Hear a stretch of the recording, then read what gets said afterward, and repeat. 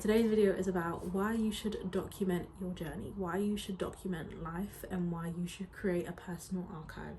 So I hope you enjoyed today's video, and make sure you like, share and subscribe. And I'm reading this book, it's called New Methods for Women, and I think in one of the sections, and I'm really bad, but whenever I'm reading something it becomes my whole personality, and I feel like I'm sharing it a lot more on the other app, the Clock app, than I am sharing it here.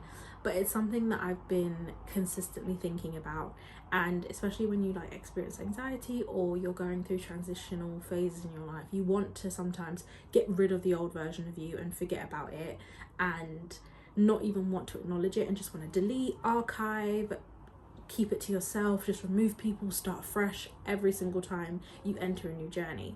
But I think it's really important that when you enter into a new journey that you have information, or you have knowledge and input from your past self, or you have information to kind of show you, because anxiety is a thief of joy and it likes to remind you of the bad shit that's happened, but you never really remember the good. And there's so much of life from when I was at my most anxious I really don't remember, and I always have to have friends or family remind me of like those fun times or the things that I've done, or I have to look back at old journals. And what I really regret is not archiving or keeping my old journals from when I was a teenager, or keeping photos from my early teens. Facebook was a really big thing when I was growing up, and I completely wiped my entire Facebook account because I just didn't want any like recollection or reminder of those past years, and I wanted nothing to do with it. But now looking back, I kind of want all my old pictures. I want to see what I looked like when I was younger.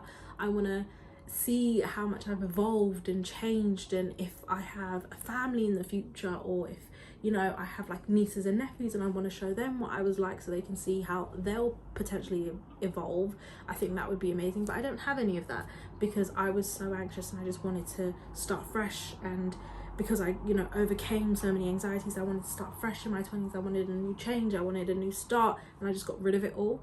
And archiving is so important because it informs you and lets you know that so many good things happened before and so many good things are to come that you probably won't remember. And it also reminds you that what you were experiencing and what you were feeling, even though it was probably the worst feeling, the worst time, and you really didn't like it and you were really struggling at that time, it gives you information to say you survived that so you can survive anything.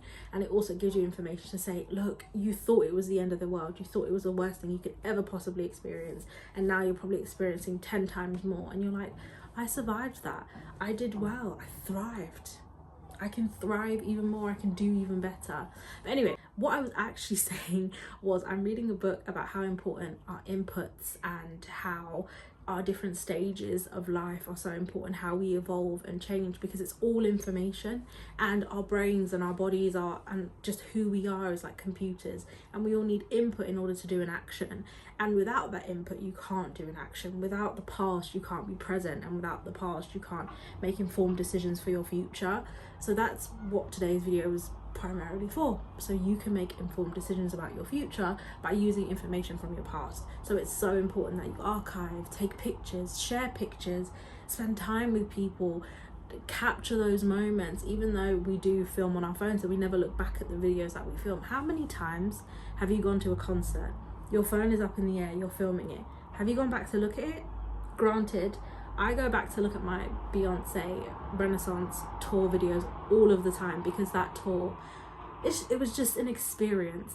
But how many other tours have you been to? How many other shows have you been to that you never look back at what you filmed?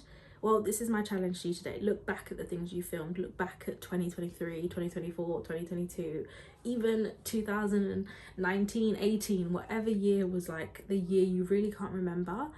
Go back, see what you can find, and look at it and say, wow, that's what I experienced. Because we tend to forget. I'm probably going to forget the video that I'm filming now when it gets to next January. I'm probably going to forget what I did this January in December, because really and truly a year is ages and so much can happen. So archive, make sure you archive.